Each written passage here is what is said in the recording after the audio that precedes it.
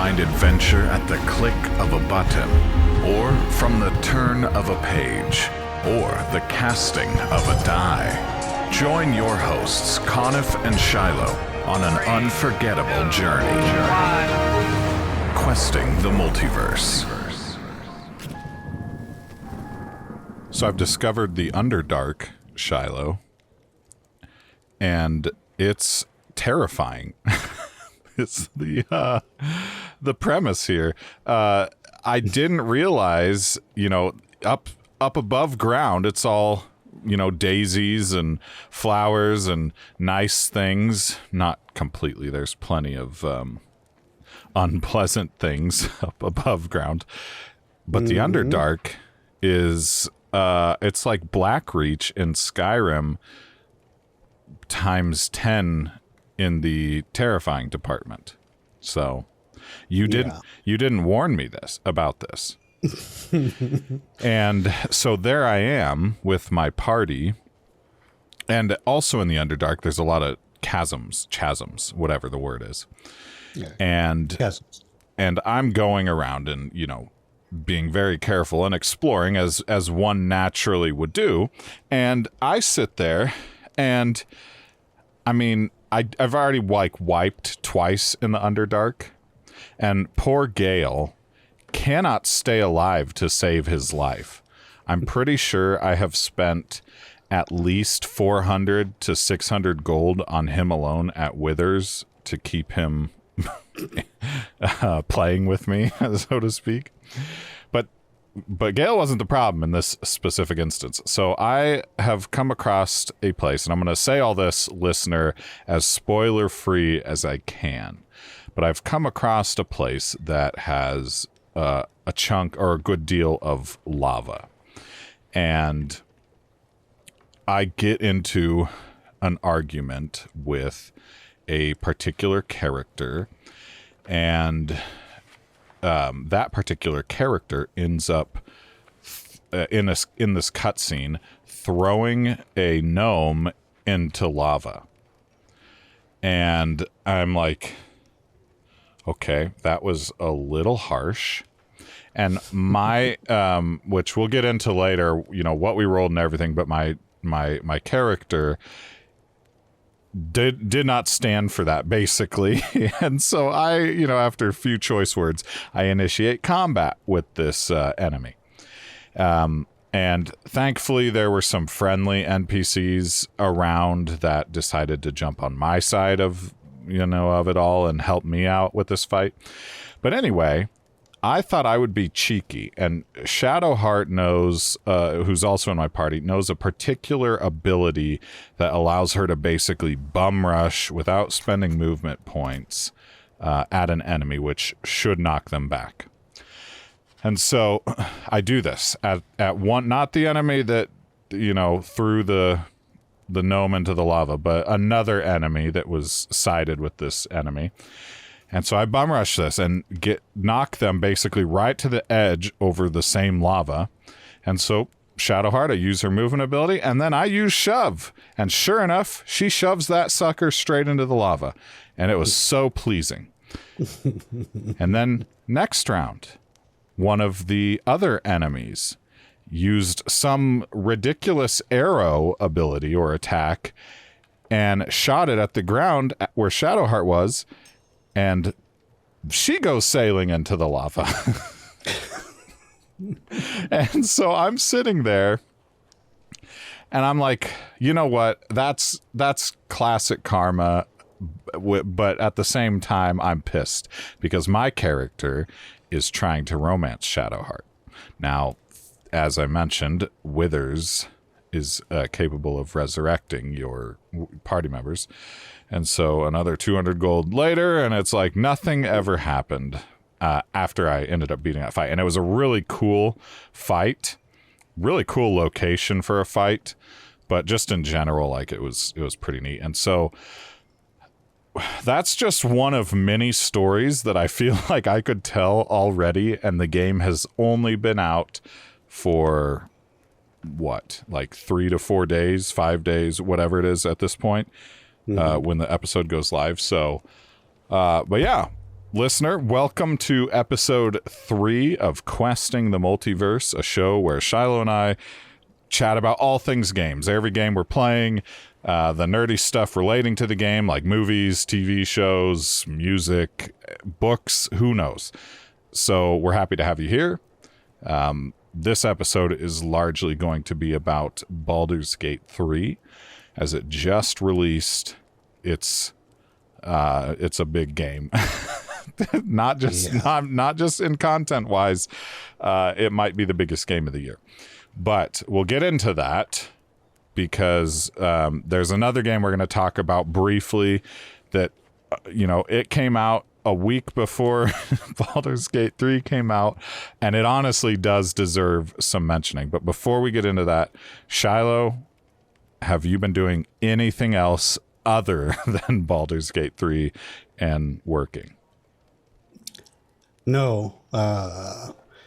Some brief Guild Wars 2 stuff, which is basically just dailies. Let's just be frank. Yep. Call a spade. Just dailies in Guild Wars 2. But when I can and when I'm not dead tired, I've been playing Baldur's Gate 3. So yeah, it's hard to get off of it right now. It's just too good. Well, and the day we're recording this, which is a Sunday, your next few days are going to be just diving in, right? So oh yeah, I got some catch up to do. Yeah. So you don't have a ton of catch up to do. I mean, it's a single player game, but yeah. Yeah, I think Jeff and I are the farthest along in our friend group at level 5. I'm level 5. He wasn't quite there when I talked to him last night, but I wouldn't be surprised if he made it that far. So yeah, I'm almost level 4, so I guess I'm not too terribly behind. But gotcha. I mean, the game, like we were talking about before we started the podcast, it just takes so many different avenues. I mentioned something that I did recently, and you were like, "What?"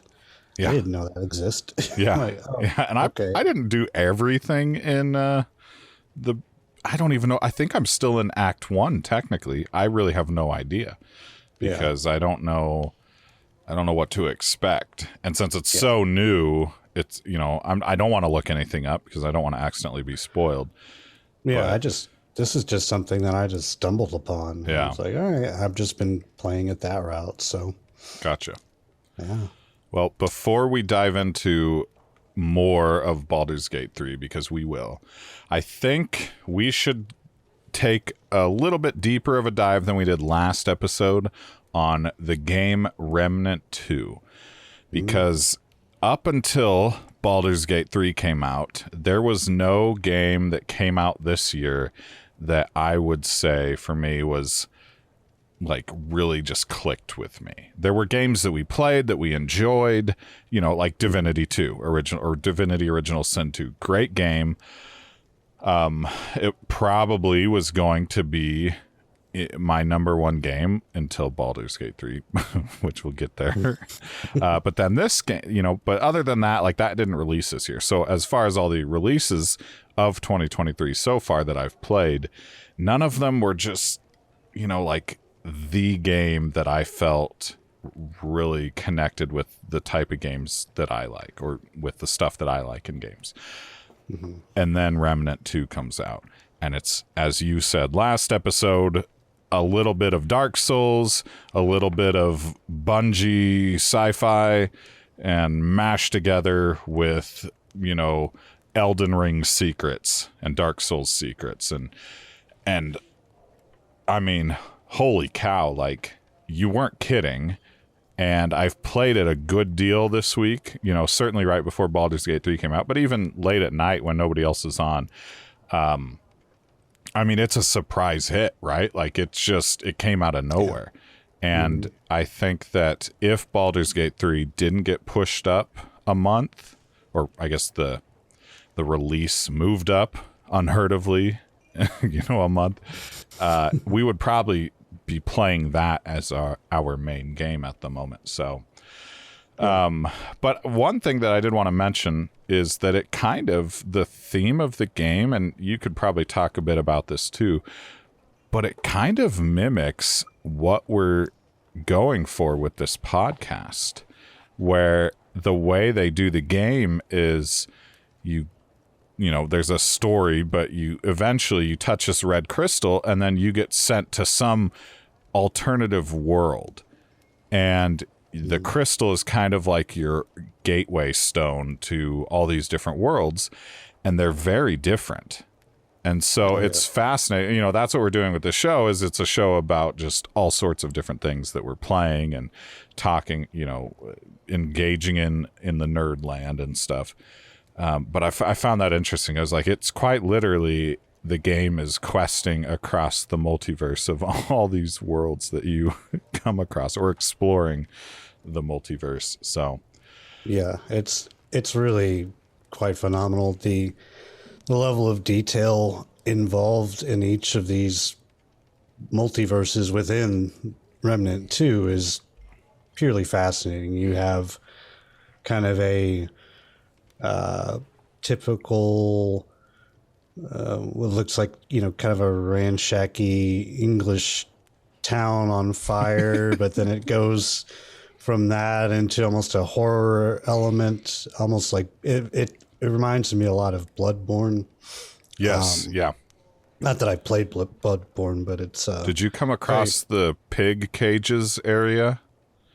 Pig cages area? There's a... And then yes. Yep. Yeah. And there's a dude on a stake. Mm-hmm. Yep. Mm-hmm. Yep. Yep. That was like Dark Souls, Bloodborne, right? You know, I was like, wow, this is kind of twisted, but it was, yeah, you're not kidding. Like, it's very much. Yeah. Like, and you have that, in the same world, you have that dreaming city, Fey realm, almost like city. That's where I ended up starting out at. So yeah, when you told me that, I was like, what? Because I didn't realize, I guess at first, that so if you play this game, your experience is gonna be different than your friend's experience, unless you guys just play together, you know, all the time. But like, your experience, we both got the same starting word. So you told me, like, oh yeah, I got that Loathsome place. I was like, oh, okay, I got that. So that must be the starting zone. No, because I talked with Carb, and he got Narud, and then I have no idea what Tempest got, but you know, just these different worlds, and even within the world, different, you know, areas where you start, and you know, so I was blown away by that, honestly. Yeah, it's really, really interesting and unique, which, you know, mirrors what we just talked about with Baldur's Gate 3. There's just so much in Baldur's Gate 3 that you could do. Your story is going to be completely different than, you know, your friend or coworker or whatever. It's pretty astonishing. So yeah, and it opens up a lot of opportunity for neat DLC, I would think, because all they'd have to do is add another world, just like create a world, a fully fleshed out world, and just boom. Like, I could picture in this game, and again, I haven't beat it, so I have no idea if this is already in the game. I doubt it. But like an old, like 20s era world that you would go to or something. Like, I could see them doing like an old actual world, like an alternate timeline world of before this crazy thing that is a main plot point in the game takes place, and leaves the world in the state that it is by the time you are starting. But you know, it's just the opportunity seems endless. Like, the way they've designed it, you just design like these modules to stick into the game that are like side stories, and you just go there via the crystal, and bada bing bada boom, you're in a whole new experience in this game with new weapons, new secrets. It's pretty neat. So now, did Tempest, which is our friend listener, Shiloh, did Tempest get you the Archon archetype, or did you do it yourself?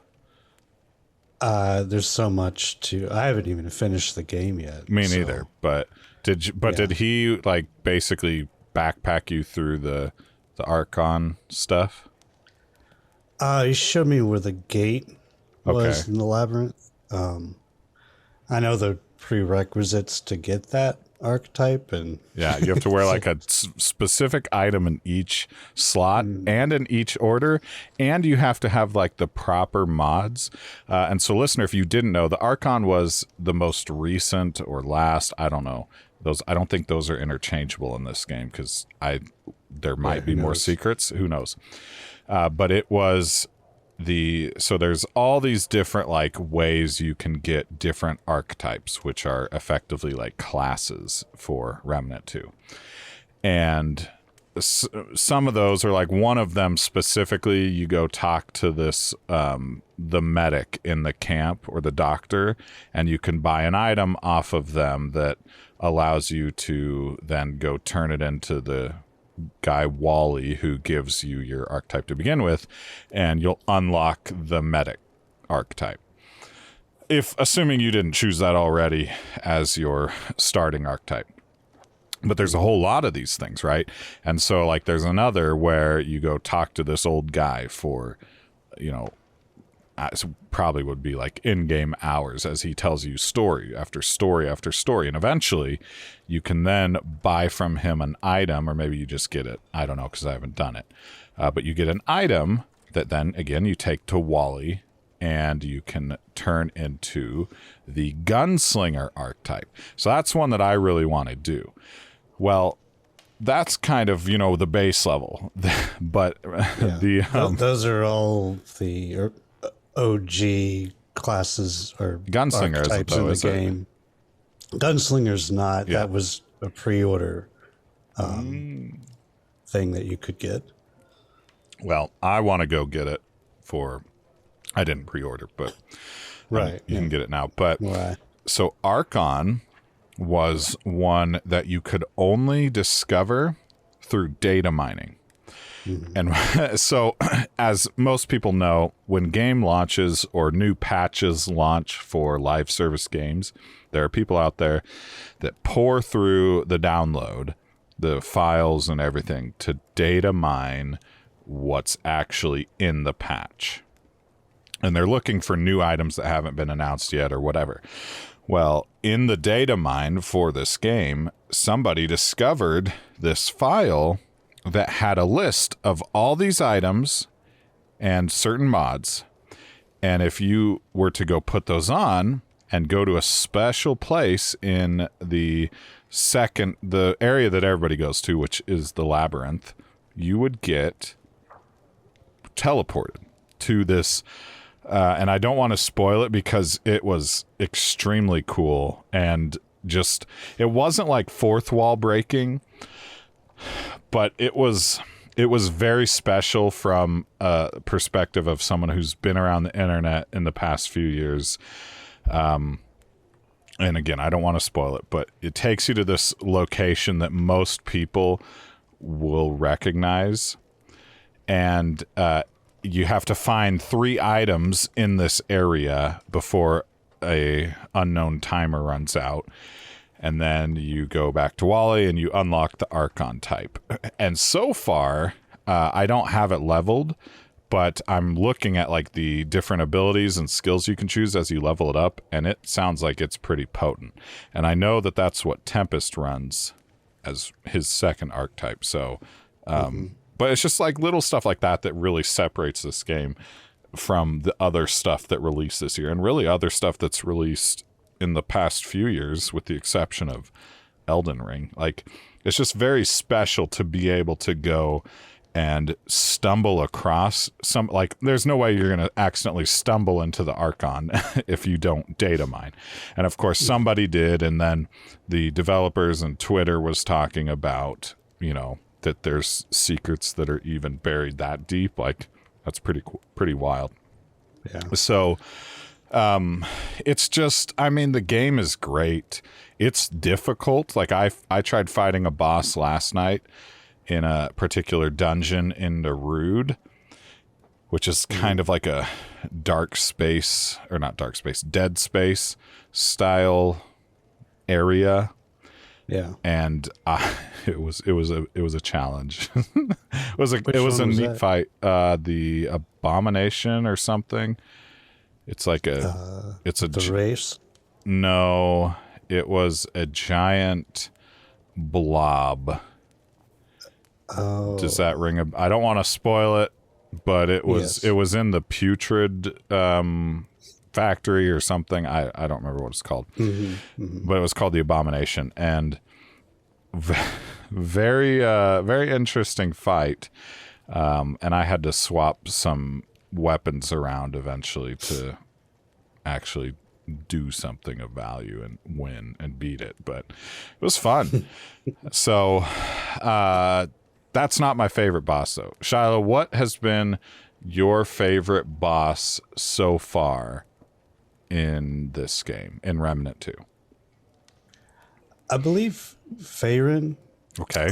Or Phelan, depending on who you choose. So there are imposter kings of the Fey area. Interesting. In Losum.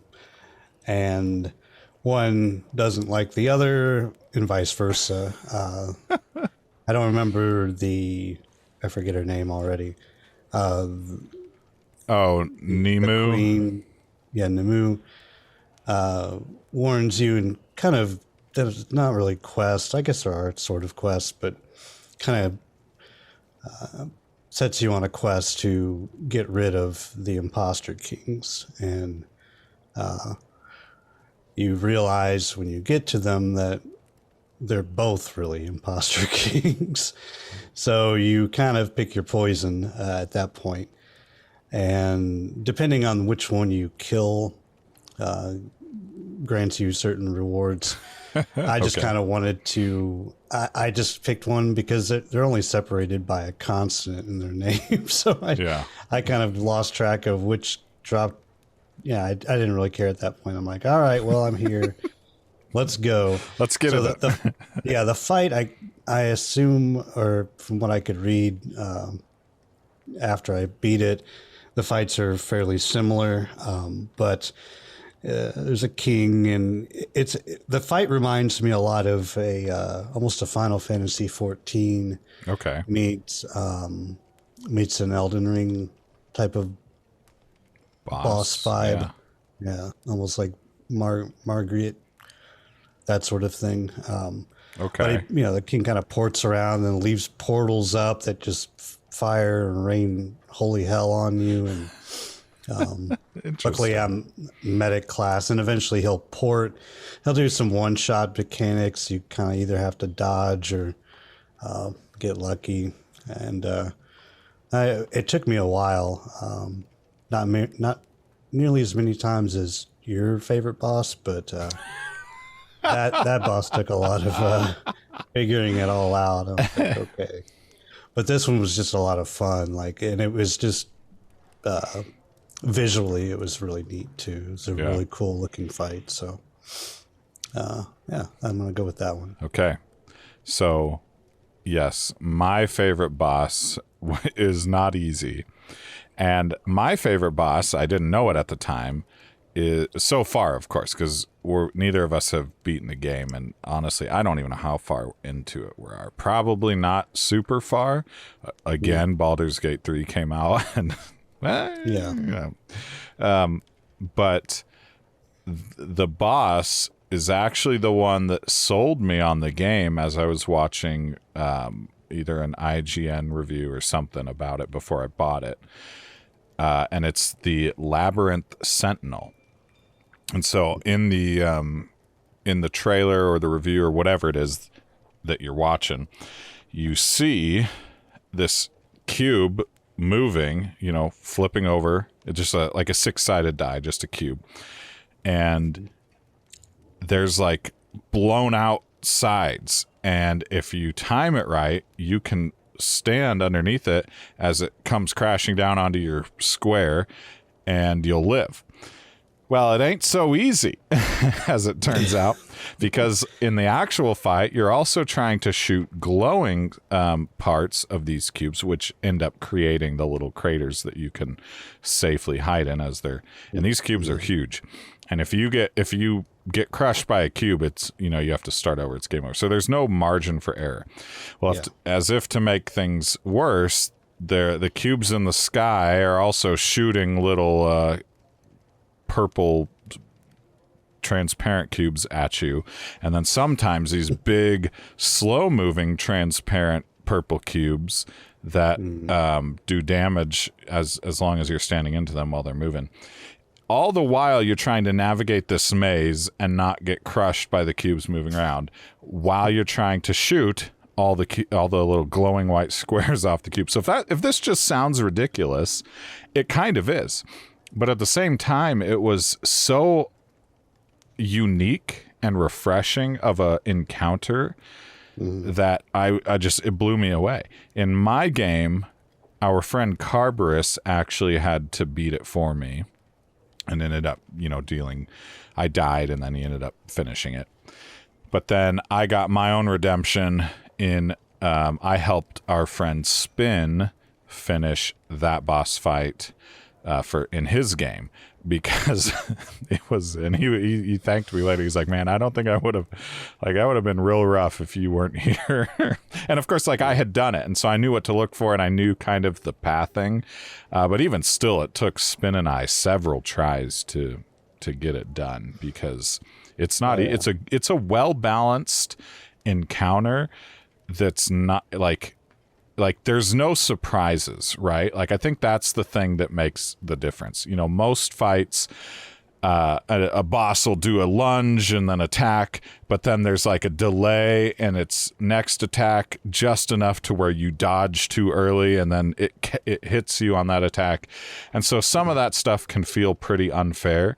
Not this fight. It's literally the cubes move all on the same cadence. Not all the cubes. Well, maybe they do all move at the same time. But it's very clear when you messed up, So very fair fight, I think. And so far, it's my favorite boss fight in Remnant II. But yeah, it definitely, because I think it took me I did it solo, and it took me about 10 or 12 tries, really. Yeah. Before I finally got it. I got it down to one little thing that I needed to blast off a box, and I got squished maybe twice. And it makes you so mad. But that's just the nature. There are a of the few beast. obscenities, Elden Ring-esque obscenities, and then so when I finally beat it, I was like, oh, yes. So that was definitely the most satisfying, because I think the Phaelin fight, yes, one of the two, that maybe took 4 or 5 different attempts. I wish I could say the same about. So I didn't get either of those two. I got the Nightweaver encounter in Losum, and that probably took. I am playing on veteran, so I'm not playing on whatever the lower difficult, the lowest. Is it challenge or survivor or something? Challenger or something like that. I'm playing on the next up difficulty, and the Nightweaver was a challenge. That was a very cool fight, a very interesting, I guess, environment to fight in. But it was rough. But yeah, so I mean, that's just a little bit about Remnant II. I guess. It's hard to want to dedicate a full episode to that game, which we probably could do, but not when you've got Baldur's Gate 3 standing and casting the biggest shadow on everything up until Starfield. So, so without further ado, why don't we get into it? Let's do it. Well, if it isn't our 2 illustrious adventurers, friends, you should read what they're really saying about you in the latest Baldur's Mouth. What sort of wild tales are they spinning this time? Grab a seat and I'll bring you some ale. Why don't you tell me what really happened? Do you want to kick this off, Shiloh?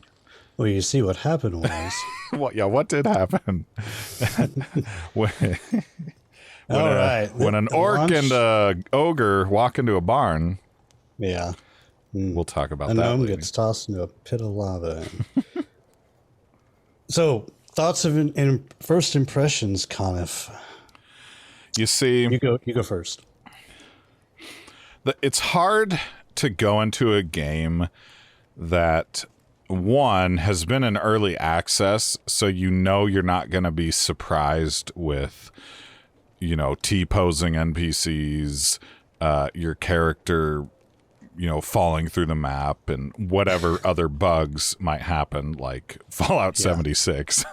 Ooh, And so it's across West Virginia, right, and so it's hard to go into a game that isn't going to have that, and you also know is likely going to be one of the biggest games of the year, and it's in a world that is beloved by millions upon millions of people for the past almost 40 years or whatever it is.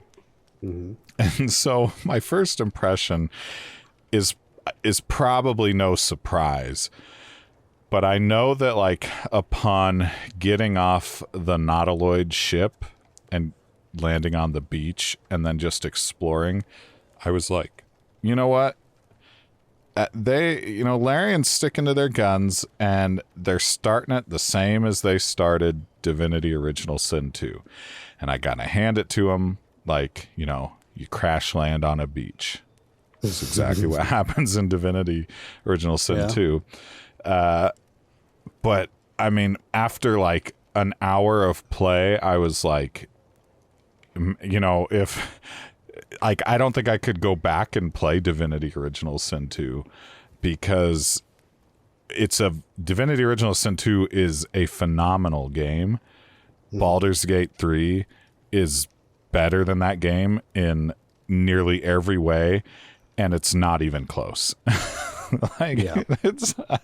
And like, again, like a Divinity Original Sin 2 is easily like a 90%, 90% score or higher, and BG3 is just easily in another league. So that was kind of my like gut reaction, knee-jerk reaction, an hour in, and it really hasn't changed. It's gotten, if anything, the game's just gotten better. So, and I think I've put in close to 27 hours since it launched in a solo campaign.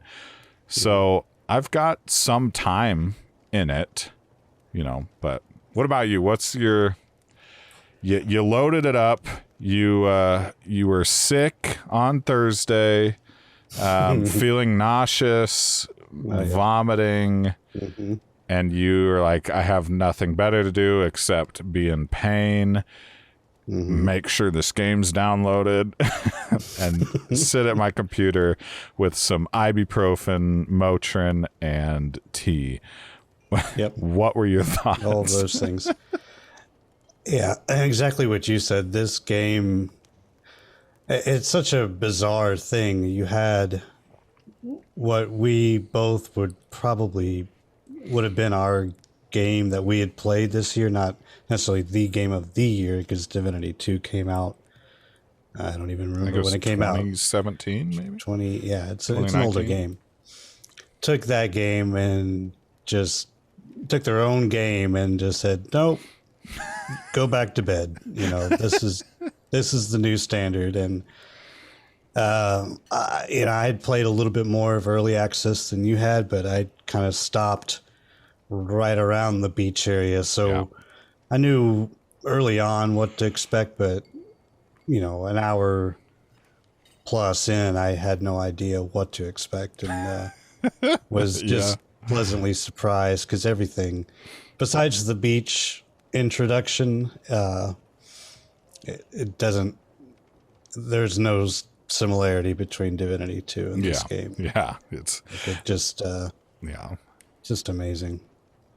I think too, like, unfortunately, and not unfortunately for the consumer, but unfortunately for AAA developers, this game is raising the standard. Like, we had that discussion last episode about the series of tweets that were put out that got all the content creators talking about how the game, don't expect this, quality from other games. Hold on. Well, actually, I'm pushing up my glasses for our podcast only listeners or Spotify listeners, whatever.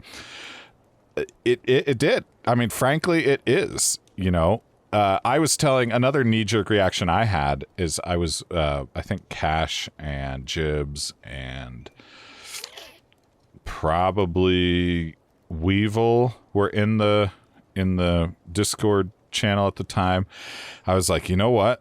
This game might beat out The Witcher 3 for, in my opinion, the greatest fantasy RPG video game of all time. Yeah. It's hard, like the combat's very different, obviously, but it's that good. So yeah. Oh, Metacritic would agree. Really? I looked up their score and what they reviewed BG3 at. Witcher 3 was a 93, and Baldur's Gate 3 right now is a 94. So is that the critic rating, or is that that's the critic rating? Okay. What about the consumer rating? Does that do you have that? 90. Okay. I don't bother with that. That's fair. I don't really take a whole lot of credence in reviews at all that much anymore. So working in the restaurant business, you tend to just shrug off a lot of stuff. Yes. So before we get into characters and stuff, and I'll move this around in our show notes. BG3 listener is or has broken into the top 10 most played games of all time with concurrent players on Steam. And this top 10 is, has the likes of like PUBG or Counter-Strike or Elden Ring. And so it's at the number 9 spot, just under Hogwarts Legacy, and with the peak, and I think it was today it hit this, was 814,666 players. And again, it's just under Hogwarts Legacy. But another little factoid about this that you can find on this website is, while it might be only 9th place, which is still insane, right? I mean, that's all games on Steam. It's in 9th place. But it is the 3rd highest rated game on Steam with a 90.11%. Elden Ring, or what was the one that just slightly beat it? Surprisingly, Hogwarts Legacy is at a 90.78. And then Elden Ring, out of all the games in the top 10, Elden Ring takes the number 1 spot for the highest rated game out of them with a 91.31. And so what that score is just taking the number of recommended reviews, and then dividing by, the number of negative reviews or not recommended reviews or whatever. It's the math of what that is, like how much the percentage is. And I mean, I would expect that to go up because the game literally just came out. But in my opinion, like Elden Ring, and I was talking about this today with Newbie, another friend of the show, friend of mine from childhood. And, a lot of the games he likes, I also like. We grew up playing video games together. We got a lot of the same tastes. We play Magic the Gathering together. And we were talking about Elden Ring and just the history of the kind of like the in-game universe and stuff, and like some of the eras and the archaeological references to the real world, all this stuff. And I was like, you know what? Like, Elden Ring is probably it's certainly a top 10 video game of all time for me. And I told him, I was like, you know what? If Elden Ring would have released this year, I do not know. Like, that might be the only game that would actually be able to compete with Baldur's Gate 3 for Game of the Year. And in my opinion, I think BG3 might be able to beat Elden Ring. Starfield hasn't come out yet. It's Bethesda. The last game Bethesda released was Fallout 76. We're kind of Bethesda Studios, that is. So everybody, I think, is just kind of holding their breath or just kind of tempering expectations for Starfield. But in my opinion, like, you know, Baldur's Gate 3 is a pretty easy shoe-in for Game of the Year. And I will be disappointed and think that perhaps it got snubbed if Tears of the Kingdom, even though the Breath of the Wild sequel is very good, if it beats Baldur's Gate 3 for Game of the Year, I think it'll be kind of disingenuous. So, but anyway, continue, Shiloh. Are we going to dive into what we actually are playing? Yeah, what we rolled. What did you roll? Because we had the poll going on Discord. We did, and that is for our game that we're going to play tomorrow. Start tomorrow with a 4-player co-op. And I don't know if you looked. I didn't, but I will go look and see what the results of the poll that we put up in our Discord are for you to play that. But for your solo playthrough, what did you land on? So I rolled up a half-drow warlock. Okay. And half-drow, okay. Yeah. So that was the neat part of the half-elf part of the equation, was that you can be both a half high elf, you can be a half drow, or you can be, what else? I'm missing something. I don't, there's so many options. Yeah, whatever. But yeah, you can play as either or. So I'm like, oh, okay, I can be not full drow, but I can go half drow. And it plays really well into the warlock, and I'm like, all right, let's go with that. And I've been enjoying it. Warlock's kind of fun. Okay. And it's fairly simplistic. There's not a whole lot of just big single target damage. You do have some AoE utility stuff that you can throw at, and some defensive types of spells. I haven't gotten high enough in level to be able to get an imp or fiend yet. I'm only level 3 still. I'm almost level 4. But yeah, I've been enjoying that. And who's in your party with you? Like, so who are right you bringing now, along? Yeah. Right now I have Lae'zel, who's a Githyanki fighter. Okay. Shadowheart, who's a cleric. Of course. Human cleric of mask. One in my heart. I've heard my character say that, because my character may be a little further along in the romance department. She's not my cleric of mask that I would choose. I would choose Eris. She's a dark cleric, right? I know, I don't want to say too much because I don't want to spoil it, but I think by character creation, she's a dark cleric, right? Yeah. Okay. Yeah. You'll see. Well, you will see, but listener, if you play the game and you have her or you play as her, you will see. So, who else? And Asterion. Yes. I needed the rogue. Yep. And he's actually grown on me. I would very agree useful. with that.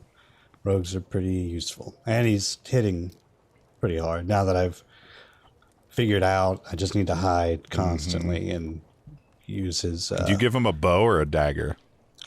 Or which weapon do you use primarily? Primarily bow right now. Yeah, with him. That's same here. And yeah, it's been a lot of fun. So yeah, I'm digging that. Shadowheart hopefully will grow on me a little bit. And I'm not completely sold on other than Asterion, just because I need unless another rogue pops up, but I doubt it. So we'll see. You know, I mean, I'm leaving a revolving door. I check up on Gale at camp. Yep. And just tell him, no, buddy, you got to stay here. You're dumb. And there's only room for one wizardy type of person, wizard warlock, and that's Did you get Will, like, at least in your camp? not yet. Okay. What about Karlak? No. Okay. I haven't run into her yet. So Gotcha. I got a dog. Yeah, Scratch. He's the bestest dog in the realms, as they say. Well, if you wanted to know, I looked it up in the poll for, if you're listening to this on release day, we are starting our multiplayer playthrough with our dear friend Tempest and dear friend Jeff the night this episode releases. And if you're curious, this is what the people voted Shiloh play. Do you want the race first, or do you want the class? Well, I think I know the class. Yeah. Druid. The class is Druid. It was pretty wide margin. Now, the race, I guess, is ultimately going to be left up to you because it's a 3-way tie between Githyanki, a gnome, or a half-elf. So, All right. Shiloh, those are your 3 options. You have to choose So one. it's a dealer's choice here? Yes. All right. I was wondering about how we were going to decide on all this. It's you. So I do love Githyanki. Well, we know you're not going to pick a gnome, right? So, Well, that's the thing. I have a half interesting. elf in single player. I thought that was a half drow, which is different. Drow. Yeah. Drow. But it's a half, whatever. Shadowheart is a half elf. I know that. Is she? Very I thought well. She was a human. No, she's half elf. Check the ears next time. Oh, well, someone's. No, stop. Anyway, so what? Continue. So I'm really leaning towards gnome, Okay. and there's a Wow. reason for that, and Okay. we'll get into that a little bit later. But Okay. I think, a gnome druid could be a lot of fun. That could be fun. I remember seeing some early trailers of they had a little party in the game, and they looked like they were all halflings or gnomes, and it just kind of made me chuckle because they were just kind of just doing their thing, Doing their little half people. Gotcha. Yeah, so I'm leaning towards gnome, and I guess we'll have the shapeshifter mask, right? So technically, Yes. I could pay homage to those 3 winners and Yes, you could. change races. As part of the thing. I'm assuming those items will appear in every game you make. I haven't really thought about that though. I don't know. It's interesting. I would be yeah. kind of annoying if it didn't, but I don't know. Yeah, I'm cool with it either way. But for now, we're gonna go with the gnome druid. Wow. The gnome wins out. So for my single player solo playthrough, I landed on, and the race I had no idea, right? I never really thought much about the race, honestly, because I was like, oh, there's all these options for class that sound cool. So what am I going to pick? So of course, like you pick your race first, and well, I guess you don't have to. And that's the thing about this new character creation. You can basically pick any of the sections whenever and just go through them. So that was really neat. But for the solo playthrough, I spent probably 40 to 60 minutes in character creation because I really wanted, I was like, this is going to be probably the playthrough that I beat the game with. And so I really want to think through this. And as I was looking at the races, I was like, I don't want to be a human. Everybody's always like humans. So I'm a human in real life, I think. And, why role play what I already am? And so I was like, okay, well, I want to play like a taller race. So immediately that eliminated gnome, halfling, and dwarf. And so I was like, okay, well, elf is just elf. Githyanki, no to Dragonborn. I've never, and just in any game, I've never been into the beast races. And so I was like, well, let's look at the drow. And so I know that Dritz Do'Urden's a drow, and he's like the most famous drow in the realm of, Ed Greenwood's little creation. And but I was like, you know what? I knew I was going to be a bard. And so I was like, well, maybe I'll be like a sort of like a glam, not like ton of makeup and, but I was like, what if I play like a sort of like rock star looking drow that's a bard? And so I made my drow, and he's got, I didn't go like super dark skin, but he definitely is like a hue of light purple. And he's got gray, well, it's like charcoal hair with light purple highlights with a little bit of graying.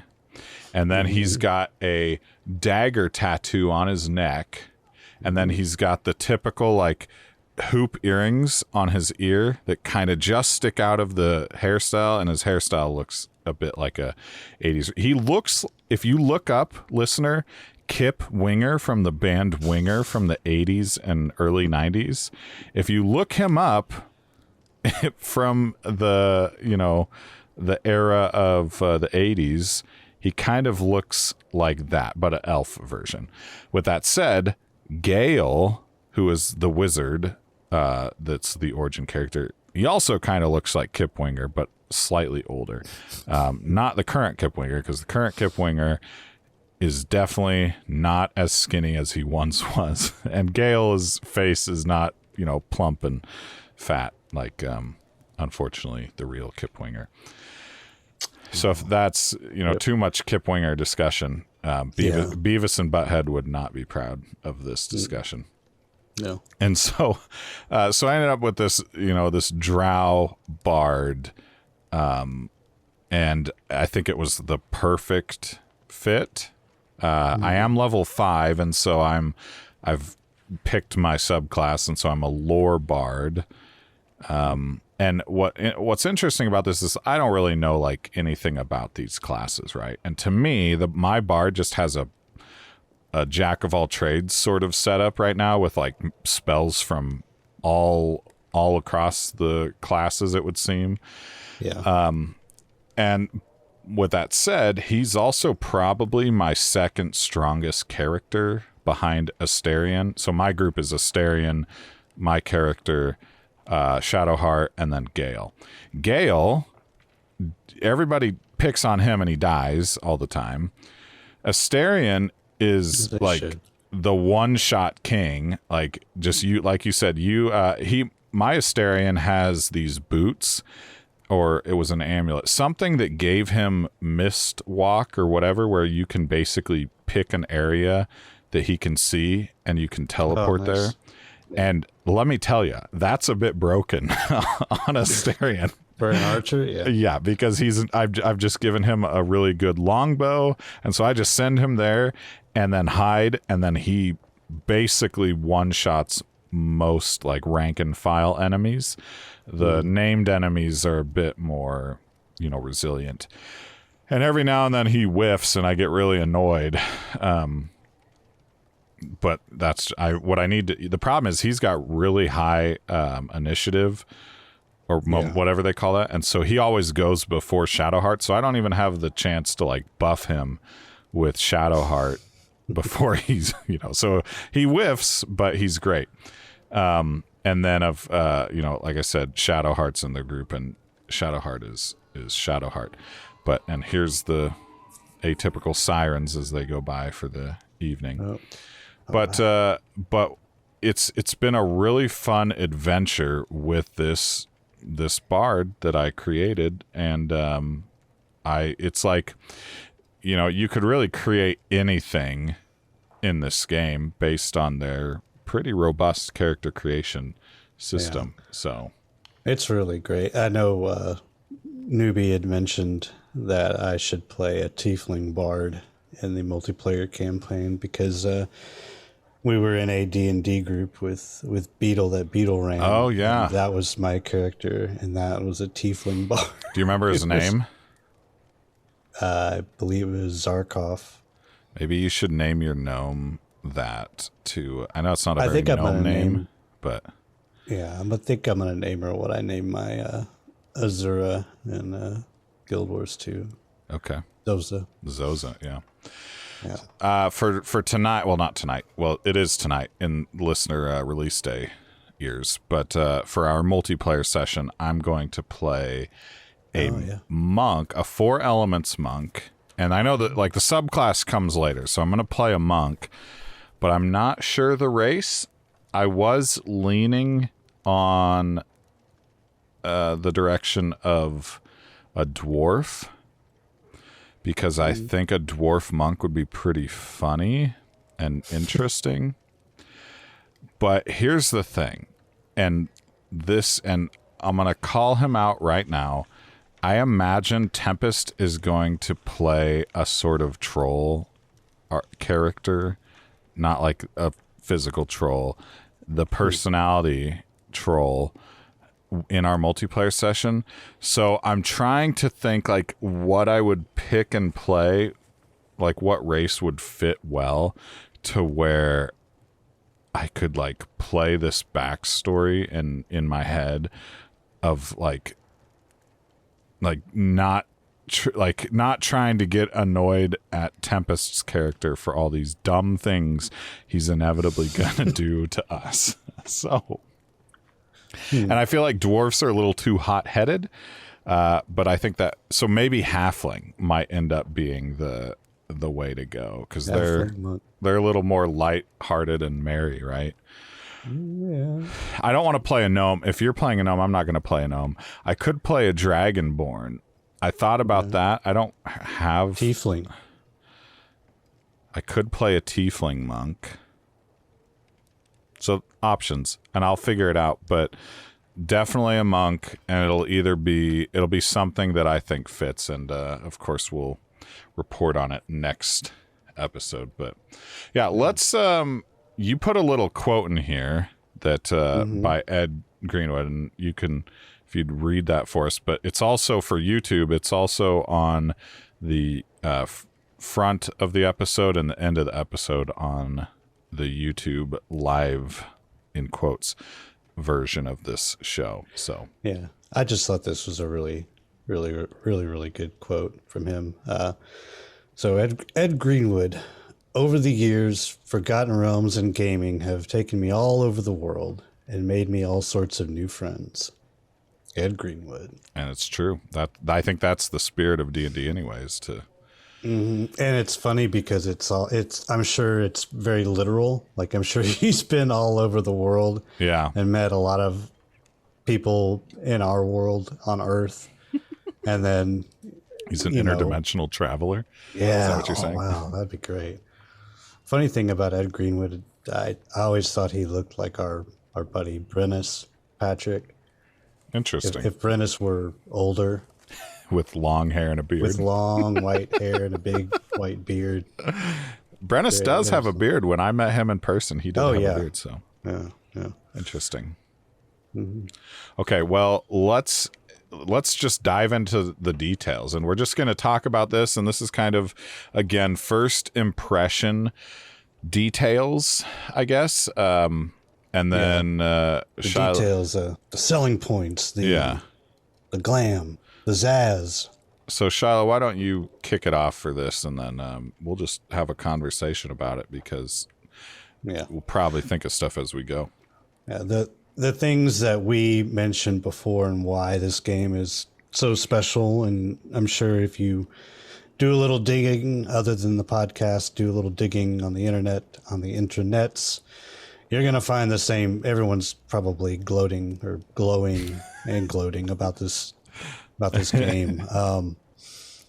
So the first thing that we had mentioned that kind of set it apart, the beach thing aside, was how the cinematic cutscenes and conversations just make all the difference in this game compared to Divinity 2, and then other no cinematic RPGs where it's just text or what have you, but it really sinks you in. Like, you feel like you're watching a Netflix animation TV show on Baldur's Gate while playing the game, which I'm sure Netflix, if you're listening, you can send me the royalty checks, but I I would imagine that if they missed out and did not make some sort of a show based on the Forgotten Realms or Baldur's Gate in particular, that's a missed opportunity. Considering you had Cyberpunk has one now. Yeah. You have Well, I mean, aforementioned Arcane. You've got doesn't Paramount own Honor Among Thieves? So they could even do a TV show. Yeah, they might have the rights. I don't know. So that's kind of the thing too, like that I would be interested in seeing is Honor Among Thieves was great. And I think maybe in one of the next few episodes, we might do like a full review breakdown of it. But what I wanted to say pertinent to this is like, it was a pure in-universe depiction of a lot of this D&D stuff. Now, and I think I mentioned it. I don't know. I've mentioned it many times before. It might have been the first episode. It might have been just an offhanded comment on a conversation in Discord. But there's kind of two types. There's like two styles of D&D movie, and those are kind of, I guess, championed by these two particular movies. And so the first style would be like an actual in-universe. You know, these are the characters, it's in the fantasy world, you know, there's no fourth wall breaking, and that would be the Honor Among Thieves. But then there's the movie Gamers Darkness Rising, that is it's about the players playing this game with in-universe, you know, depictions and scenes and stuff. And so if anything, Baldur's Gate 3 play and the cinematics sort of remind me more of Gamers Darkness Rising in that regard, because like, again, you're getting the perspective of the players in the game as their characters, but you're also getting them their perspective at the table. And so whenever it shows the scenes from their game as their characters, that reminds me of like these cutscenes that we see in Baldur's Gate 3. And I would say that Gamers Darkness Rising is a lot closer to what actually happens in a D&D campaign with the player infighting or characters, you know, arguing or whatever. But anyway, yeah, the cinematics in this game, like, and you know, after I played The Witcher 3 and it had cinematics, I was like, I don't care what anyone says, cinematics in a game make the story feel that much richer, because you actually get to see characters react to stuff outside of just reading text or, you know, seeing their face and there's text on the other half of the screen. And there's nothing wrong with that, because in a lot of cases, like, it's easier to give you a lot more options when they don't have to also make, you know, 170 plus hours of cinematics like Larian did for Baldur's Gate 3. And again, that's why it's setting the new standard. But like, it's clear, like the difference between Divinity 2 and BG3 is made even more apparent by the cinematics in BG3. Divinity 2, if it had cinematics for some of those pretty important story beats, it probably would be very close to Baldur's Gate 3 in terms of immersion and just how intense certain situations are. But again, you know, that was a different Larian Studios back then, and what they did for Divinity Original Sin 2 worked very well. So with this game, the cinematics it's like the icing all over the cake that just take your engagements with your party members or enemies or NPCs to the next level. And I wanted to mention this because it is a cinematic and it's hilarious. So and I won't spoil it, but there's one particular non-family friendly moment involving a goblin and what I would guess is an ogre and a barn. If you've been to the Blighted Village You know what I'm talking about if you have come across this. I was fortunate enough to be in a Discord chat with Cash when he stumbled across it. And it was very hilarious on my end. And I'm sure he was racing to the kitchen to get bleach to pour into his eye sockets.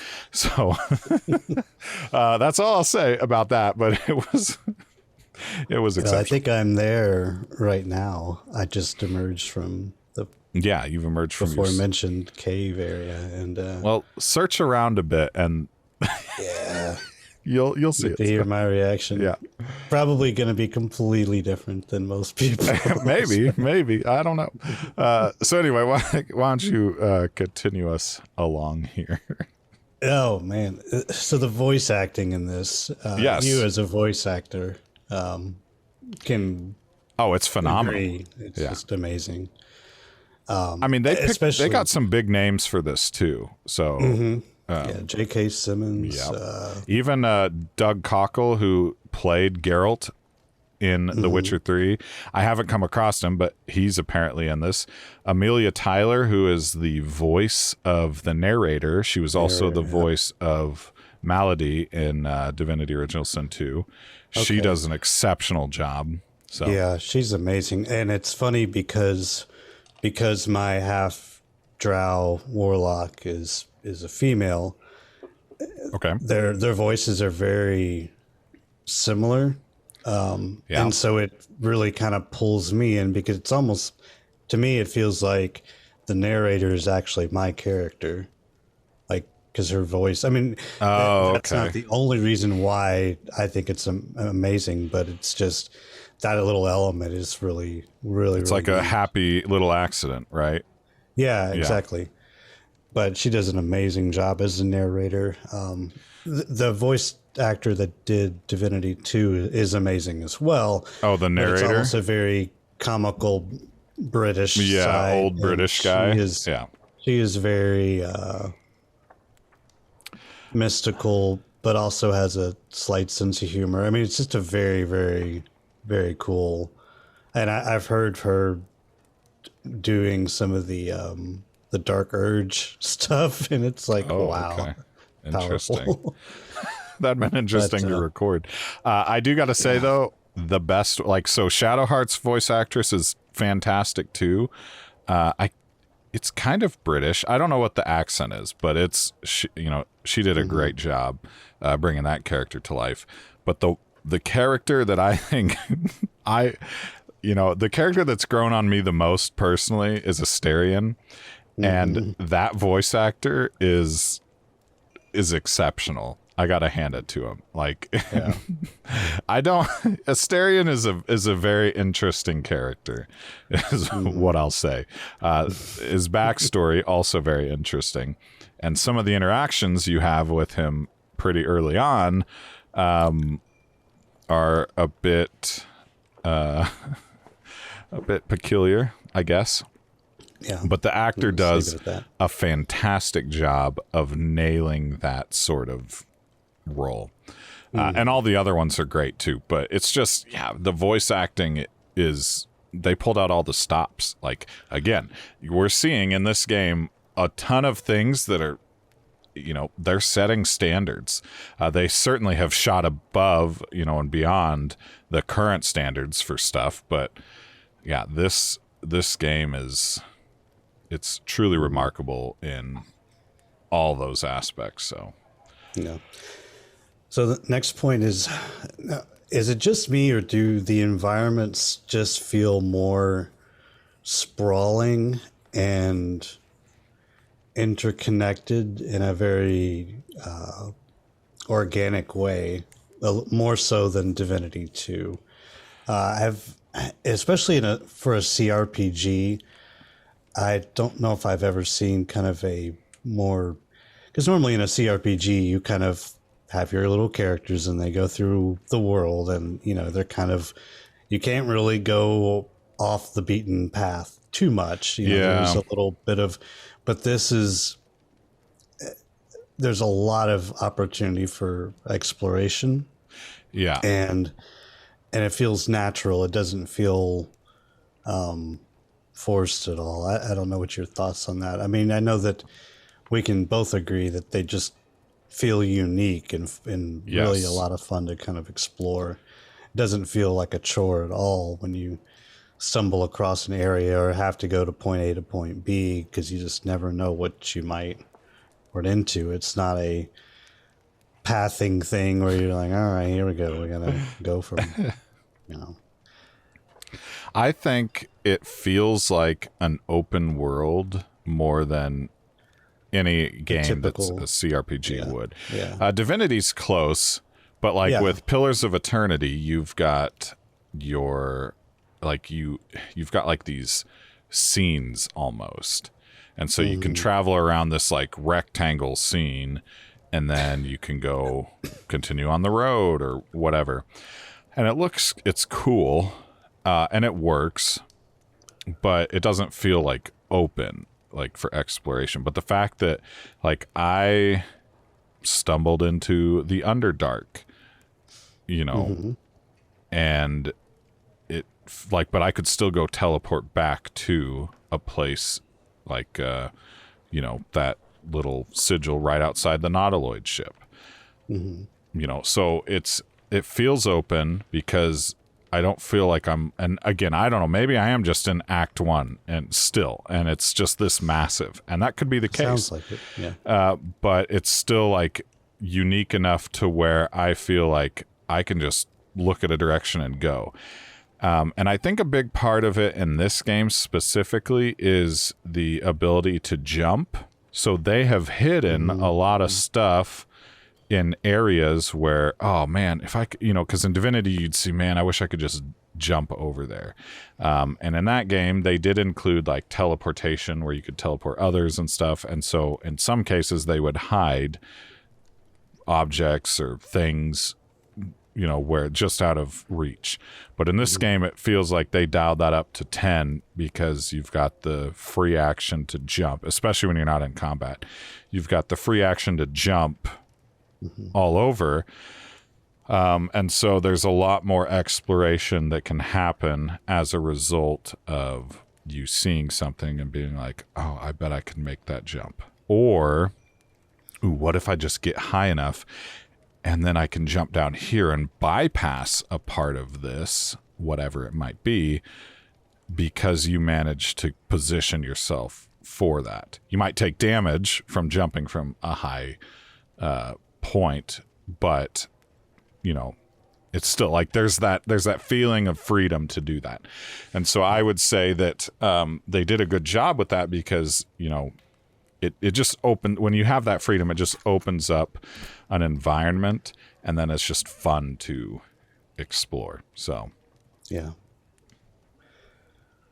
So let's talk about PJ time. PJ So Master, the camp PJ, feature, man. I wanted to really quickly touch on this. I really, really dig this. So in a normal D&D campaign, like setting up a camp is a whole, it's not a huge, you know, you don't have to like go. It's like an inconvenience. Well, you gotta have to have people, you know, it's what you would expect in, you know, being in the woods and let's say Mirkwood or whatever. And you would have, you know, someone stand guard, you know, have a rotating, you know, shifts of sleep, and possibly have a roaming monster. I haven't had a roaming monster in camp yet. I don't know if that's a thing. I don't know if that'll happen. Yeah, I don't know. Who knows? But the fact that when you go through the world, you collect camp supplies. So these can be apples, fish heads. It can actually just be something called a camp supply, which is 40. And you need 40 points in your inventory, or the collective of all your characters' inventories, to set up a camp. So as you're going through, if you just constantly try to you need to set up a camp before you can have a long rest, and long rests are needed to restore certain actions, certain spells, et cetera, et cetera. You can take 2 short rests, which will restore, I think, half of your hit points at a time. but they don't necessarily won't restore certain spells that are being, that are gone, etc. So Yes. you need these long rests to heal up your party and to gain resources back so you can continue on. But the fact that they made it almost a little mini game in resource management is really, really neat. And it also gives a huge opportunity for these role-playing moments to interact with these characters. So Yes.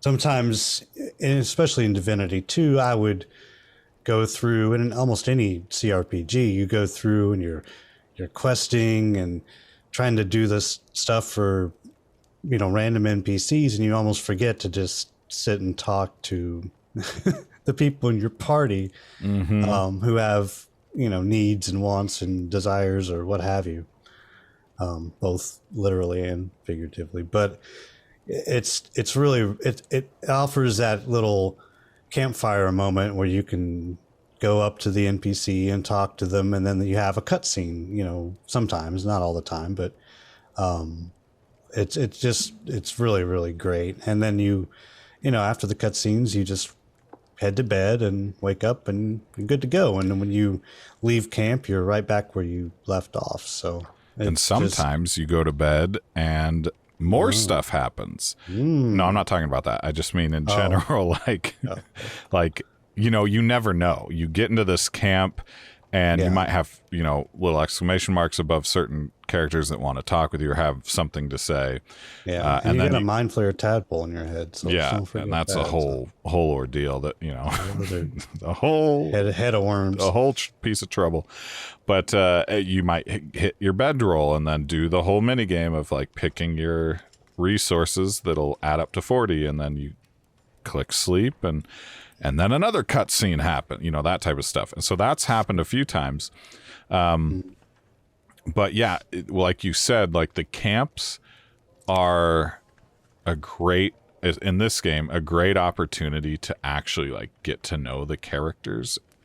And our friend Jibs said, as he was playing one day, he's like, man, like the character, like the companions and the characters that are in your party, like it actually feels like you're a part of a party, not just like these are drones that you're controlling. Like and I think the camp is a huge part of that, because those characters will interact with each other in cutscenes too. Oh yeah, pretty certain frequently. Ones hate others. Yes, and so there's a whole lot of ways that things can go down. Should you choose them to go down that way, but like the characters interact with each other. And they'll do that on the road as well. Like as you're traveling every night, they'll have like little conversations here and there.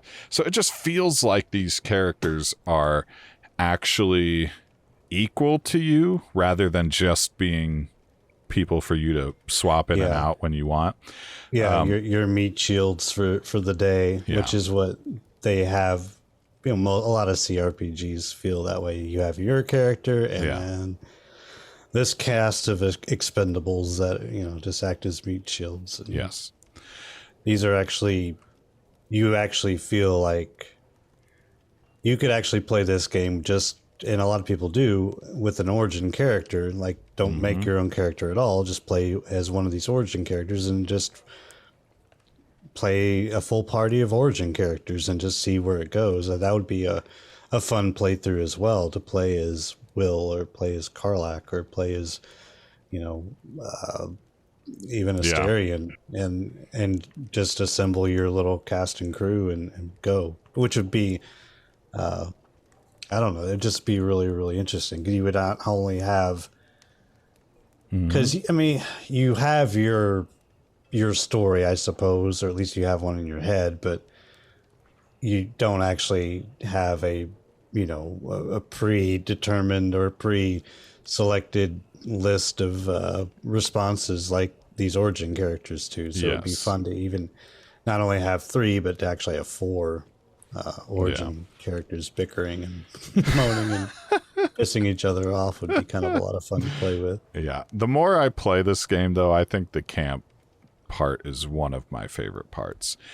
It's just, it changes your perspective on looting in the other part of the game too, right? Because like, you know, before, like, you play these games like food, if a game doesn't have a like hunger or thirst mechanic, food has been relegated to then providing buffs for combat and stuff. Which you forget about. At least I did in Divinity. Yeah, too. which I did in Divinity, or it just becomes a nuisance or slightly unrealistic in other like games. Skyrim, yes, where you just eat 40 wheels of cheese just to gain 10 hit points back. Yeah. So.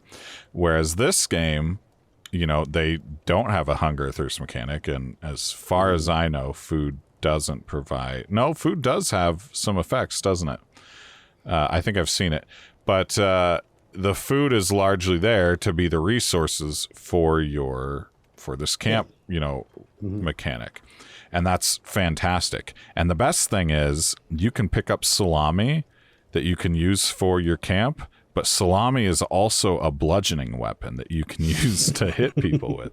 I have yet to do that, although I thought about it because a bard, it would make sense, but I'm too there's too much of a min-maxer inside that I for sure have pushed aside for this game, but not quite far enough to where I could use a salami realistically in combat. So, but maybe to equip it and just go skeleton, you know, and all you have are a bunch of arrows or spears, and just whip out salami and just smack them. Yeah, that's fair. All right, well, blunt damage. I'll have to remember that. Yeah, always carry salami, everyone, when you're battling undead. Take it from Shiloh. Yeah.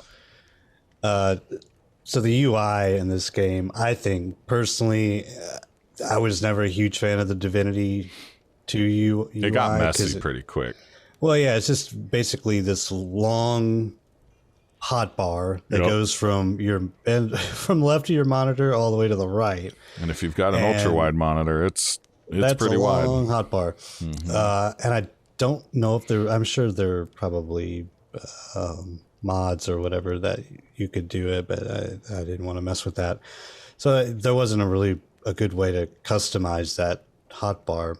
But in this game, I think the UI is perfect. Like, it doesn't go from one end of the globe to the next. It just has a nice. It's perfect. I think it doesn't obscure a huge chunk of the game, because the game is beautiful. So you don't really want that. You don't want this clunky UI that's all over the map.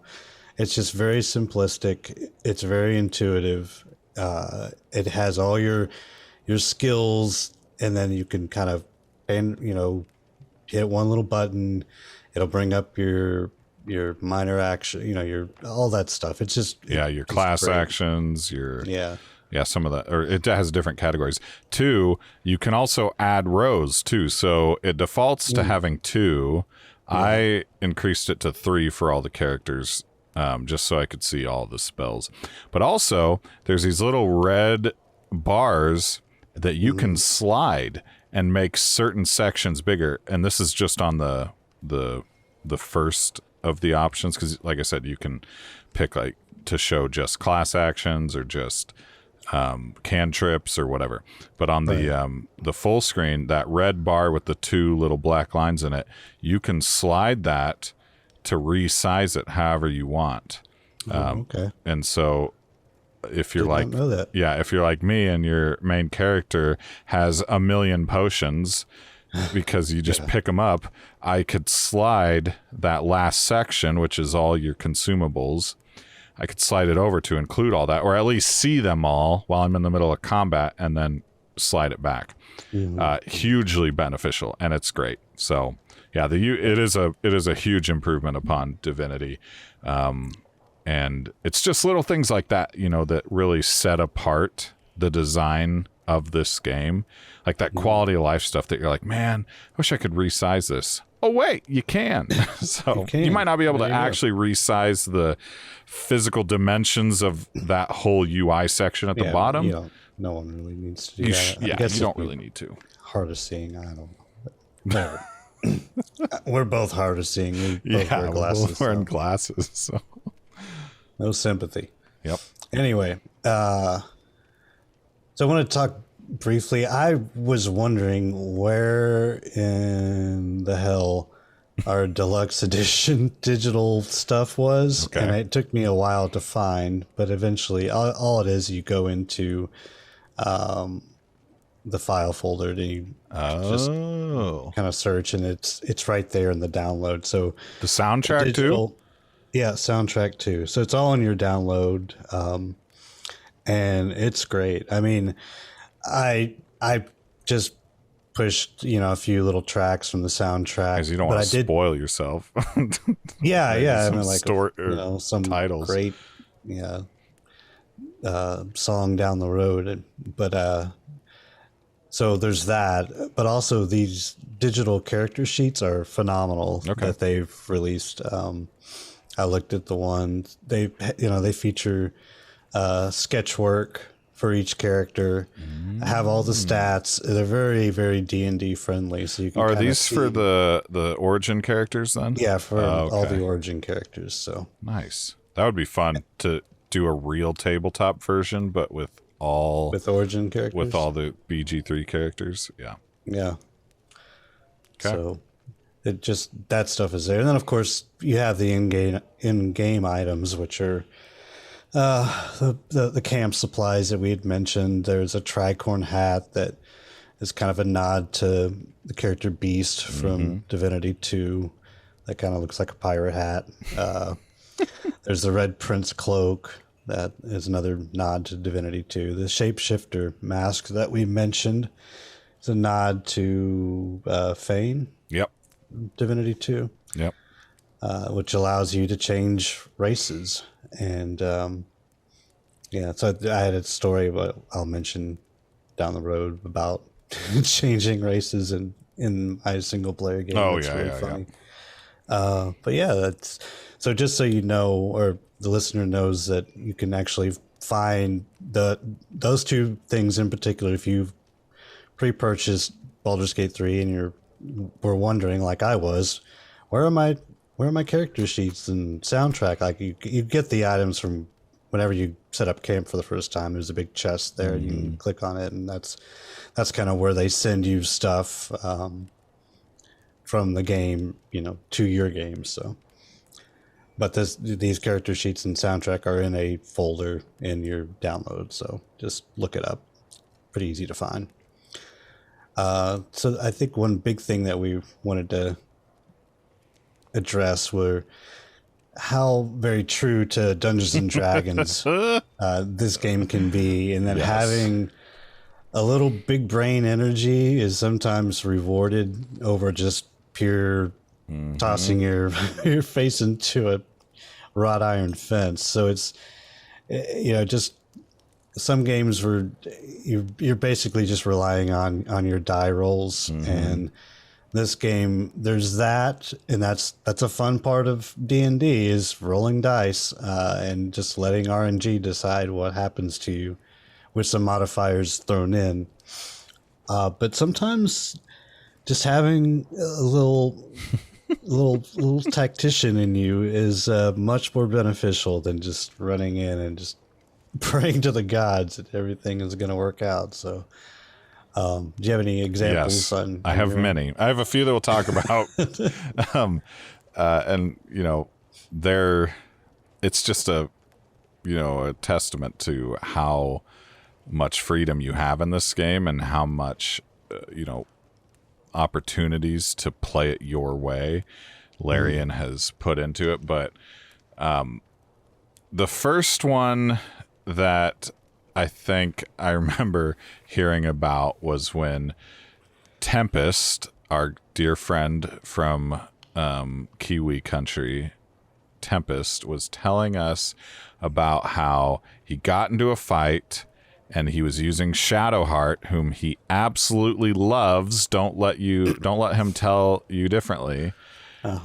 She whiffed an attack right next to this enemy who was standing on a cliff. And so he was so frustrated with how much he loved Shadowheart that he decided to just then shove the enemy off the cliff, and it died. And you get a Steam achievement if you do that. So it was, and I have done it too since then. And it's again, well, I think I got it doing the lava thing that we talked about. I talked about at the beginning, but it's great. I love showing stuff off. In fact, the warlock has a power, or I guess it's I don't even know what you call it. It's a kind of a fluctuation of Eldritch Blast that allows you to push an enemy whenever you hit it. And that's kind of the bread and butter of a warlock, or is that one spell. And you have these little variations, these little twinkles that you can twink your blast with. And one of them is a push. And so she can, and they can save versus, I think it's the save versus dexterity, even if they get hit with the blast. Gotcha. But if they fail that, then they get pushed back. And sometimes it pushes people, even from a distance. You don't have to further get up and actually, away. Yeah. So I had another one that was like that, where I was fighting a mimic. And Those are no fun. Yeah, not fun at all. And Gale was standing next to the mimic, freaking Gale, and I used Thunderwave and not really thinking of the repercussions, and both Gale and the mimic went off the cliff and into the dark. So it was there's another 200 gold. So Right when you find work. yes. Some other stuff is our friend Goo, who has been playing as well, and he's new to, I think he's new to D&D, but And the genre in particular, like the CRPGs. Well, he has found himself in jail in the Hollow, which is near the Grove, which is an early area.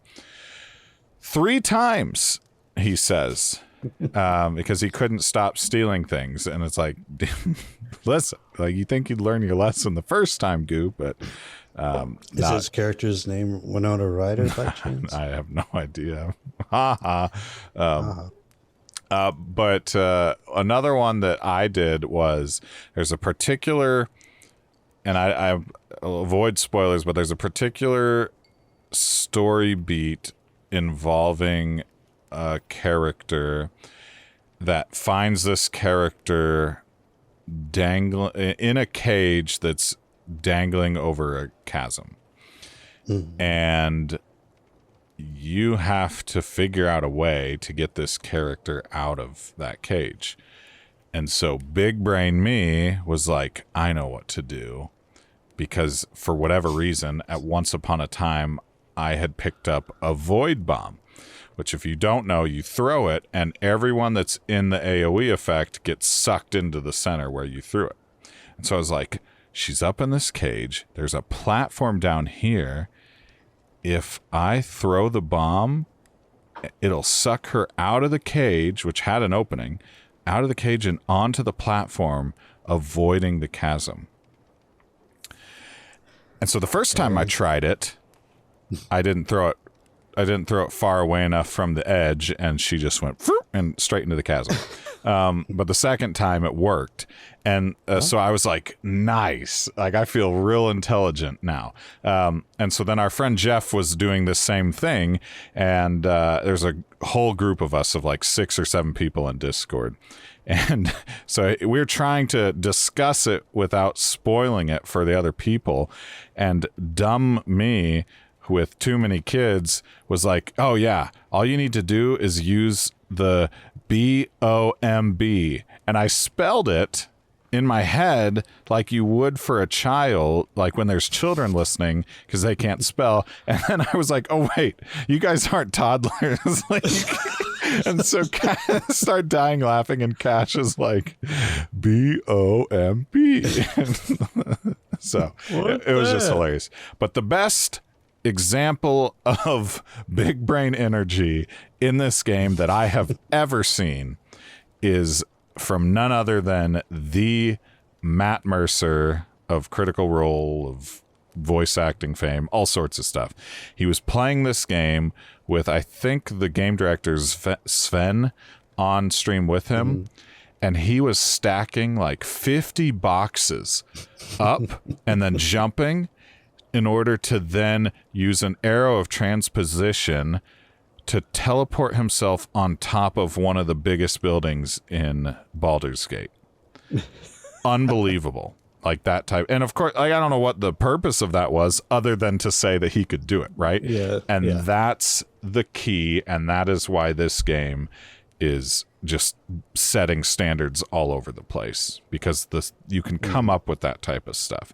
And after I saw that, I was like, man, there's probably a lot of things like I would have done stuff differently had I thought of that, that type of approach. Oh, yeah.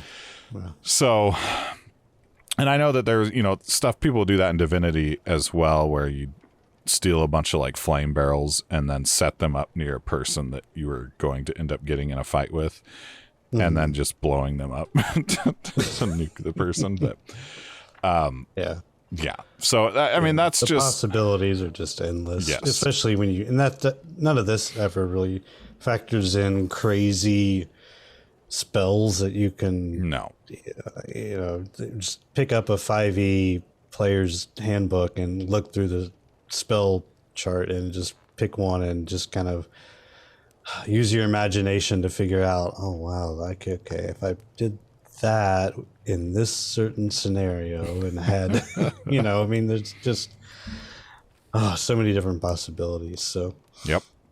but I did want to tell this one story involving the shapeshifter helmet that we mentioned before. Okay. From the digital deluxe edition. This is a very simple little thing, but the fact that this was in there just tickled me pink. So I used the shapeshifter helmet on my half drow warlock, who's a normal humanoid size, probably a little taller, because elves are taller in a lot of fantasy games, including D&D, as a general rule.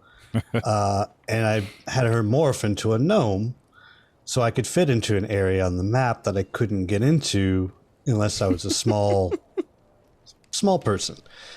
And that was awesome because my character kind of looked like she was a drow, but she was a gnome. But she looked, completely different, obviously, because she was a gnome. But you could tell that there was a little bit of her in that gnome. Like, you could definitely tell that was my character.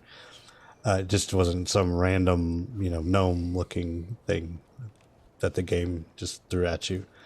So, but the best part, so I got into this little area, but I had to leave my party behind because they weren't small. They're all they weren't I had gnomes. to get the Yankee, a half elf, and Assyrian, who's an elf. Yep. So they're all just like, okay, well, good luck. So my little gnome is trying to get down this little cliffside, and the best part was, so a normal human kind of, or humanoid character would, kind of shimmying down a cliff would kind of put their hands on the cliff and kind of use their legs to kind of propel themselves to a level below. Okay. A toddler, like think about a toddler going down a set of stairs. Like where they kind of put their hands on either side of them, and then they set their butts down, and then they kind of like slide, they kind of kick up their legs. Like and scoot down? Yeah. That's exactly what my gnome did. And it cracked me up. It was so That's why funny. he's playing a gnome druid. Because just so I can shimmy down and you can see. And I actually did this 2 or 3 times in the last little area that I was in when I was playing today. Was I made sure to watch the other characters and how they move down the cliff, and it's a completely different animation. So nice. I don't know if dwarves do it. I'm sure halflings do it as well, but maybe dwarves are too manly and family. I don't know. Whatever the female version of manly would be. But Woman. Maybe they're just a little too gruff to do something as silly as that. That would make a little bit of sense, but maybe they do. Maybe it's just a little person thing. I don't know, but it cracked me up. So that's pretty good. One thing that I saw that was, I was like, that's a really cool detail to include. in this area that I'm currently at, like I mentioned at the beginning of the episode, there's lava, and so it's hot.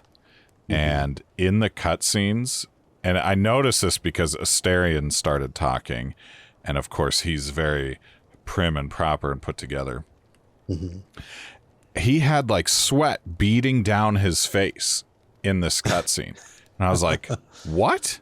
Like, and and it's obviously because it was so hot in this region. So I'd be willing to bet that you would see, if you are in a more snow region, I'd be willing to bet you'd see like frost come out the mouth. Yeah. But, or whatever it is. But I was like, man, they even thought to like make your characters look like they're sweating standing next to this lava. Like that's pretty neat. So yeah, very, very cool. Yeah. Do you have any complaints at all so far about this game, Shiloh? Mine is I've had some frame rate stuttering, and it's only when I've been playing the game for like upwards of 2 to 3 hours or so that it starts to happen. But if you restart, it goes away. So that is literally my only complaint. Yeah, I haven't had a whole lot of time consecutively to play, so maybe maybe tonight, but definitely tomorrow I'll be able to see and check on that. Yeah, I'm sure I will. If your PC is doing it, I can bet that mine will. I think it's just I don't know what it could be, but thing. Yeah, it's something that could be patched, I'm sure. Yeah. Yeah, for me, it's just not enough hours in the day for me to play. And we need a patch for that, Larry. Can you give me a patch to add 4 more hours so we have 28-hour days? That'd be great. Except without the zombies, that would be preferred. 28 days later. Yeah. That's hilarious. And, there are moments, and this happened in Divinity 2 as well, when you have a lot of enemies, it seems like maybe it's just my computers, where it just kind of takes a little bit of time. Where like it pauses and nothing's happening. Yeah, I've experienced that too. Okay. I think it is the game just computing literally everything that's happening. Yeah. Like, hold on, need to compute. Yeah. I have 5,422 possible outcomes for this one thing. One moment. Exactly. Yeah, so I just let that go. Like, it doesn't really bother me. Plus, it's not like it's a first-person shooter or anything. Where it matters. It's a perfect game, listener. Like, if you just want to have some fun and watch some things develop and get involved and just kind of roll some dice and actually play a little D&D, perfect game for that. And it's very casual. You can... you're not like sweating bullets, and there is one thing. It's hard for me to really play in group chat. It's hard for me to play this game because it is involved, and I'm a very focused, if not single-minded person. So for me, having conversation that's going on and not really focusing in on the dialogue and stuff, it's really hard for me to kind of play the game at a real serious level. If I'm just wanting to go in and jump in and talk shop and putz around in my camp or get some inventory sorted out, or maybe just even running some encounters, then that's fine. But for dialogue and story bits, it's really hard for me to be in a group chat for any length of period of time. So I have utilized the deafen option in Discord. So when you hit that, it mutes you, and also you can't hear anything. So for like important story beats, I'll just hit that when I'm in a chat. That's a good feature. Well, is it time, Shiloh, for another one of your book reports? I believe so. All right, class, settle down. It's time for book reports. Shiloh, why don't you kick us off? Why, thank you.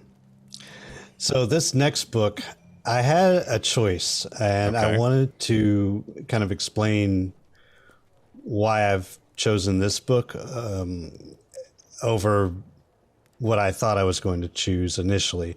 So what I thought I was going to choose initially were some sort of book from the Drizzt series of books, which is kind of an obvious choice that I've been avoiding.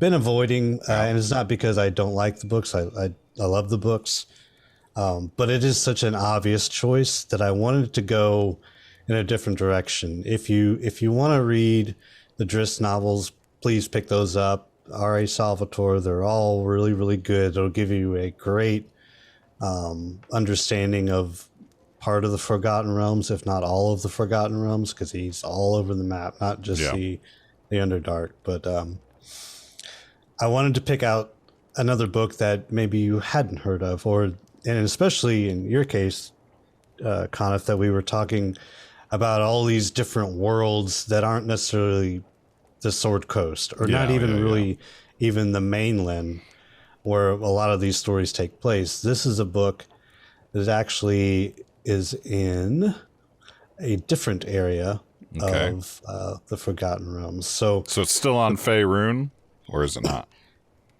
Still on Toril. Okay. So it's still in the world, but it's on a different area. Hold on a second. So let me read. This book is called Venom in Her Veins, and I've read this book years ago. It was released, I think, in 2012. It's by Tim Pratt, who's written a few other books in the D&D Forgotten Realms universe. But this is a really unique story. So I'll give you the Amazon.com synopsis of this book. Plagiarism again.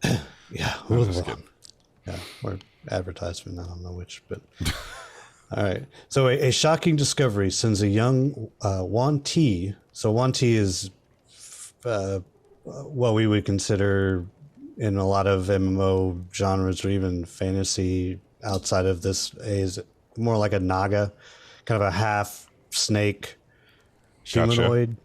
So it has think of it like a centaur, but the bottom half is a snake. So that sort of thing.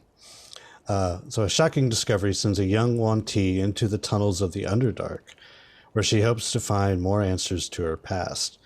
Zaltiz is a girl like any other to grow up ranging the jungles of the southern Learwood. She's a crack shot with a bow and no stranger to the dangers that lurk beneath the deep, dark forest canopy. Interesting. On an expedition with her family to harvest the forbidden Terzul flower, powerful drug that has gathered many a dreamer into its narcotic embrace, Zaltiz unearths a truth long buried by the feculent loam of deception. As the veil is lifted on the world of Zaltiz through... Oh, sorry. Blah, blah, blah. A lot of weird As the veil names. is lifted on the world, Zaltiz thought she knew. A pathway to the Underdark promises the answers her family never gave. Venturing forth in search of truth, Zaltiz finds betrayal to be a much easier quarry. But it will take more than a load of lies to quell the venom in her veins. So it's a really cool jungle-esque kind of, I don't know, there are different layers of this book that make it really fascinating and fun to read because, number one, the protagonist is a Yuan Ti, so you have a completely different type of protagonist in this. And it kind of introduces you to almost this, think of like Mazeltun and, or, Mazeltun. that area. Yeah. Oh, and ESO. Yeah, in the Elder Scrolls universe.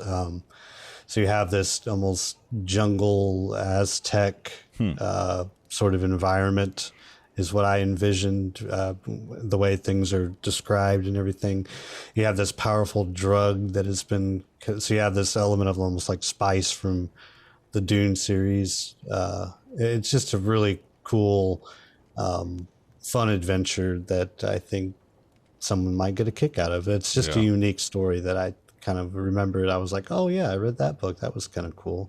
I should introduce that. So, but like I said, R.A. Salvatore, all the Drizzt novels, read those too, because they're all very good. But I just wanted to skirt the edges and kind of give everyone some unique reads that maybe you hadn't heard of that are based in the Forgotten Realms that could kind of Yes. open your eyes to the world of possibilities. So, Nice. Thank you. yeah, you're welcome. I give you an A for a unique pick, I guess. Yeah. Well, all right, cool.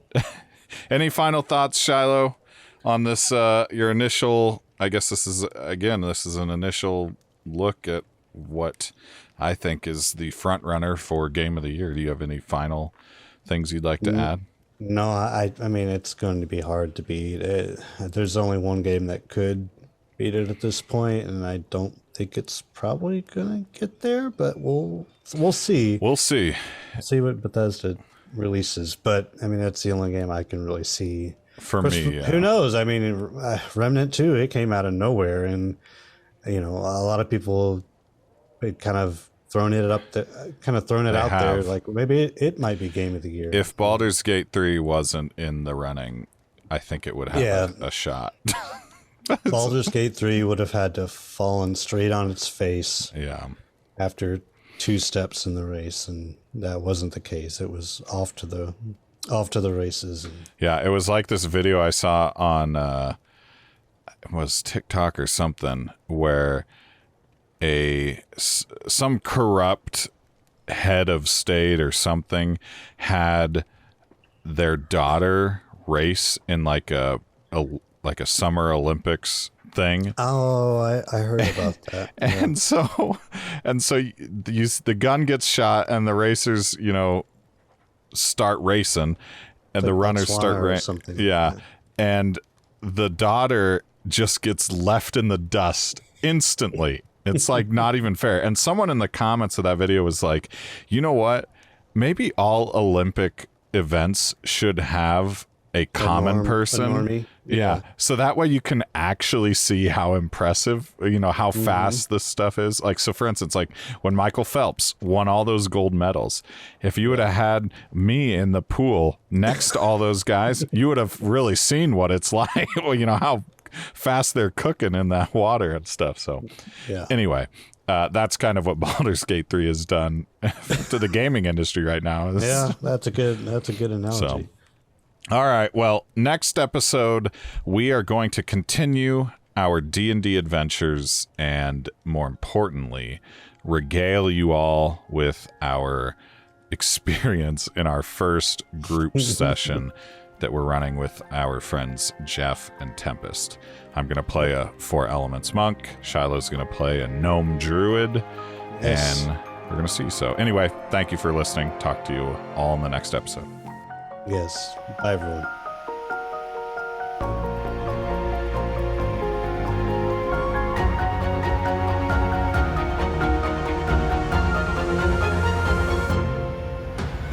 Questing the Multiverse is brought to you in part by Coniff Productions, House Wood Designs, and Joel Crawford. To follow along with our adventures, please follow us on Twitter at QTM Podcast and consider joining our Discord, the link of which can be found in the show notes or in our Twitter bio.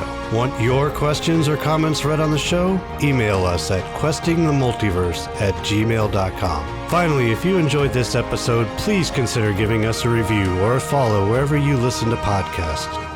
Thank you for listening.